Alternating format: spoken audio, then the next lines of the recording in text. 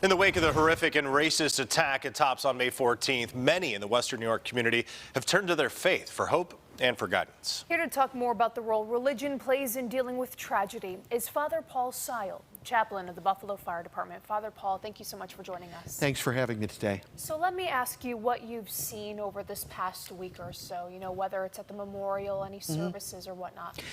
I arrived at the scene shortly after the shootings. There were 3 deceased in the parking lot when I got there, and then the rest in the store itself.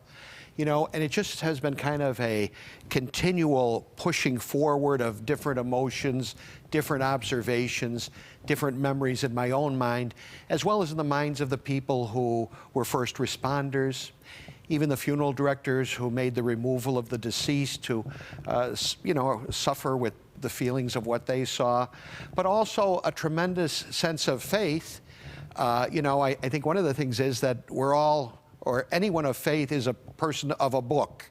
Like it could be the Torah, it could be the Bible, it could be the Quran.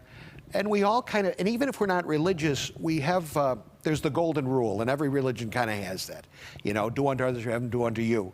And even if you're a humanist or a humanist who is not religious or theistic, we can still kind of relate to that. So it is, for me, my Catholic Christian faith.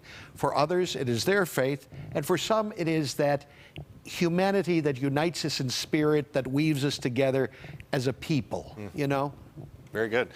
Father Paul, you have provided comfort for so many people over the years in this Western New York community of various faiths, of course, not only Catholics. How have you approached that? I mean, I feel like the last several guests who have been in with us since May 14th, I've asked them how they do whatever it is that they do, being faced with something that we never could have thought of or that we never thought would happen here. How have you approached that, both in terms of first responders and also others in the community? Really, it's 90%, as they say, just showing up. Sure. You show up. There is what's called a ministry of presence, of being there for folks. And really, that's all it is to listen to people. You can't really, I don't know what the answer is. I mean, it's crazy, How did this happen? Why this? Why that? Why the timing? Everything about the person, the shooter, the victims. And then, as with your news reports, little by little, we've been hearing more and more about the depths of the victims' lives and how important that is. So I guess, to me, it's mostly to listen. If you can offer a word, that's the hardest thing, to pray, because what are we going to pray for? Right. There are certain things, obviously, but really it's mostly just being there with people. And I found that tremendously moving to me with the people I've met. I just went by the site again today. We're having at 5 o'clock a service down at St. Martin of Depor's Church on 555 Northampton Street, an interfaith. And so there'll be people of different religious backgrounds there. And when I walk through there, it's funny, I find that I feel more of a connection with everybody, but particularly with some African-American folks. Even in the McDonald's, I hate to admit, but I went through the McDonald's drive-thru a couple of nights ago, and the woman at the window, it wasn't, hey, how you doing? It was like, how are you doing?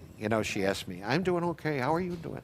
And it wasn't a big deal. It was just a connection that you knew we were talking about the same thing. Yeah. It wasn't just a happy patter. It was, hey, you must be suffering, and you must be suffering, and I might be suffering, which I am, yeah. Very shortly, I just want to wrap with this quickly. Sure. You mentioned why. A lot of times, tragedies like this, it allows some people to become closer to their faith, but for some people, it hinders that. It pushes them away from their faith. What would you say to them? I would say if it pushes you away from your faith, that's all right. If you're mad at God, that's all right, because God can take it.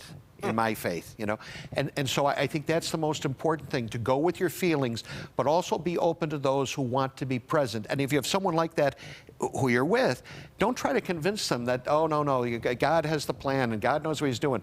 Because, all of us somewhere or other feel like, God, do you know what you're doing? Do you know what you're allowing?